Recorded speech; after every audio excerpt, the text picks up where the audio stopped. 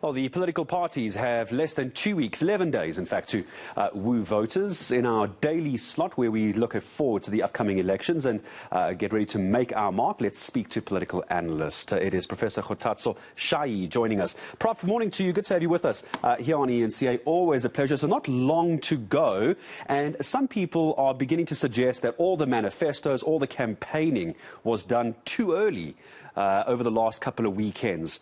Do you think that the campaigning has ended too early? Good morning to you guys and the viewers at home. I personally do not think that the campaigning, or rather the delivery of the manifestos by various political parties, was done too early. The reason being that you will remember that we are left with just hardly 2 weeks, or just 11 days, as you've indicated, to cast our votes. And you will know that before the 1st of November, which is the official election day, you also have the 2 days before the 1st, which are devoted to special votes.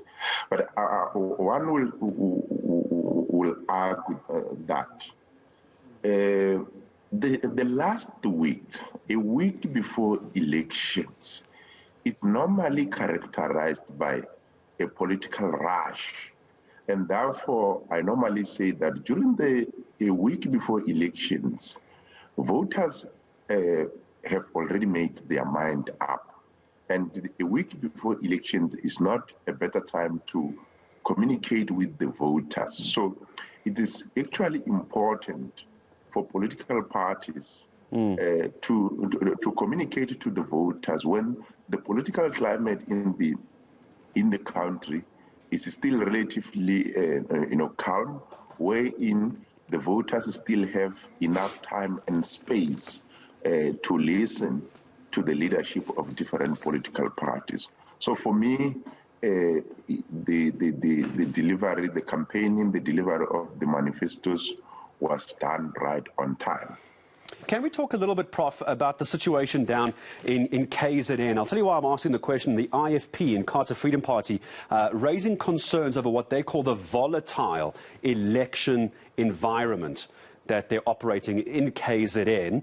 How damaging do you think this is for those in the province to come out and cast their votes? Do you think there's a fear factor involved in KZN that could alter the results? Indeed, as you really, I think that the political situation in KwaZulu-Natal, it is indeed volatile at two levels.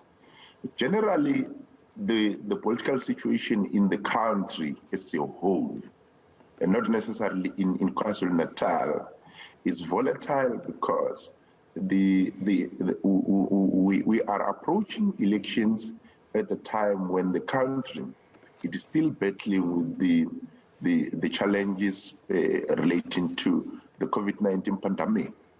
But particularly when you look at it from pure party politics, or rather intra-party politics, within the ANC and also within the context of the provincial politics in KwaZulu-Natal itself, one will notice that the situation is volatile, but I will argue that it does not have to be blown out of proportion. I was recently in KwaZulu-Natal. There are challenges pertaining to the killing of councillor candidates, but threats relating to the killing of councillor candidates, which are quite predominant in KwaZulu-Natal, they do not have direct effect to the ordinary voters. So the ordinary voters still have that freedom of political thought and even freedom of political association. Recently, Professor, let me come in quickly. Professor, forgive me. I just want to come in quickly. I just want to move away from KZN because I think you've made some great points about how that's going to possibly unfold with those voting there. Just in the last minute I have with you, Prof, can we talk about Cyril Ramaphosa quickly, the ANC president? Mangaung didn't go well for him. Some residents there wanting him as the ANC president to fix problems. And if you read the headlines and those on social media, essentially the ANC president called those who were attending his election rally there drunks. How damaging was this for Cyril Ramaphosa? Last minute is yours.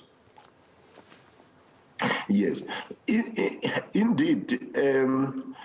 I wouldn't say it was damaging for him just as a president of the ANC, but it was damaging for the ANC as a collective. But you need to understand what is currently happening. What is currently faced by Ramaphosa and other political leaders of the ANC as they visit the communities trying to lure the voters need to be understood within the context of the ongoing divisions and in fighting within the ANC. Yes, there are ordinary concerns, genuine concerns of the people in the communities. But these concerns of the people, they are not new. But currently what is happening is that you then have a situation wherein certain leaders take advantage of the existing political tensions and divisions to really, sponsor a particular narrative and to even actually aggravate the tensions within the community. So these are not new developments. The concerns, ordinary concerns about, shortage of water, versus delivery, have always been there. But currently, the divisions in the ANC itself are too deep. As you will actually have noticed, the narrative is not only advanced by members of the opposition parties.